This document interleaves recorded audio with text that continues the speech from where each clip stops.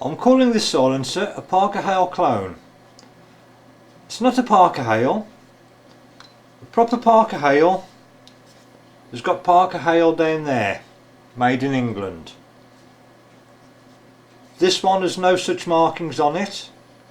I've no idea who originally made it. I've got a few different ones.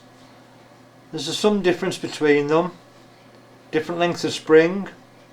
Some have got a separate machined part down there, fits inside, that locates the spring, and some have nothing, you just drop the spring in. Usually there's 6 baffles and an end cap, and to me the end cap hole looks quite large. This particular one is made of steel, although I do have some aluminium bodied ones, but they all seem to work about the same. Inside the 6 baffles, normally just stacked up like that, 6. I've got plenty of spare ones. What I've done, I've machined the baffles down, made them slightly shorter. I've also rounded off the nose part of it and shaped the inside there so they stack better. And I've managed to get 12 of these in instead of the normal 6. Using a shorter spring. What I'm going to do now is try these out in the field and see how they perform. I'm going to test fire first of all with my favourite at the moment, a sack,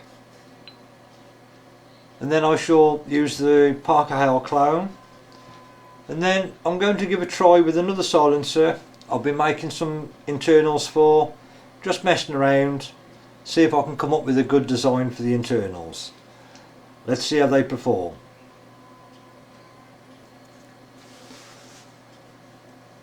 I should be trying first of all one shot with a CB long. The camcorder is going to be a couple of yards away from it to the one side, and then I'm going to do 2 shots with HALE subsonics.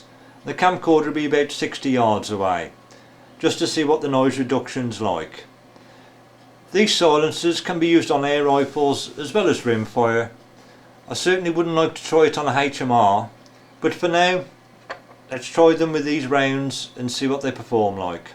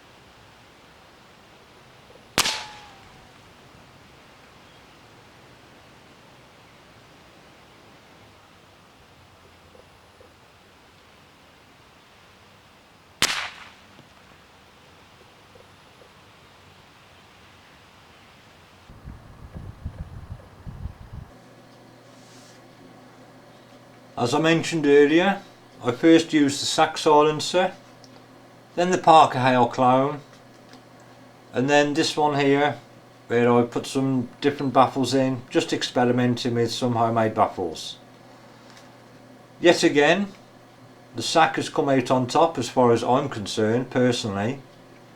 I'm rather disappointed with this. I don't think the size had much to do with it, more to do with the baffle design.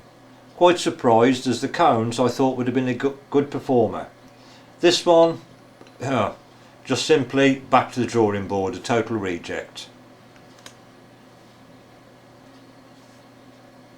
A little bit of advice I've got: if you've got one of these type of silencers or have been offered one, coat the end cap thread with a little bit of copper grease. Just makes it that little bit easier to take apart again when you need to clean it. When I clean it, I use simple brushes, ball brushes like this. This one's be alright for a 9mm, but 410s will be alright. This one's a 2.2 ball brush. Be handy to get into little nooks and crannies there. When it's all cleaned up and finished, probably use just the ordinary hand wire brush as well, brass wire. When I've finished, give everything a good coating inside and out with some welding anti-spatter spray. It's not a magic formula and does it all for you, but it certainly helps to make things a bit easier when you try to get things like the baffles out and scrape the crud off. Just a little bit of a tip there I thought you might be interested in.